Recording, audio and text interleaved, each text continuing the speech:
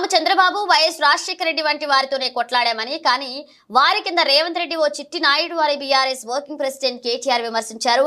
Party MLA పాడి కౌశిక్ రెడ్డి ఇంటికి వెళ్లిన కేటీఆర్ ఆయనను పరామర్శించిన అనంతరం మీడియాతో మాట్లాడారు. రేవంత్ రెడ్డిపై తీవ్ర స్థాయిలో నిప్పులు చెరిగారు. చరిత్రలో నీలాంటి పనికిమాలడే ముఖ్యమంత్రులు, నీలాంటి తలమాసిన ముఖ్యమంత్రులు మస్తుగా వచ్చారు, మస్తుగా పోయారు.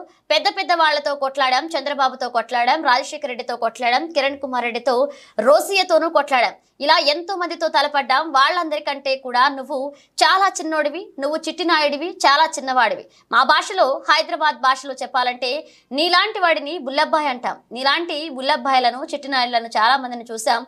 ఏం ఫరక్ పడేది లేదు. 4 రోజులు ఏదో ఒక పైశాచిక ఆనందం పొందుతున్నావు. అలాగే ముఖ్యమంత్రి పదవిలో కూర్చున్నాను, నేనేదో పెద్దవాడిని అయ్యానని ఎగిరెగిరి పడుతున్నావు. కానీ రేవంత్ రెడ్డి అధికారం ఎవరికీ శాశ్వతం కాదు. నీ దుష్ట సాంప్రదాయం నువ్వు పదవిలో నుంచి దిగిపోయాక నిన్ను వెంటాడుతుందంటూ హెచ్చరించారు కేటీఆర్.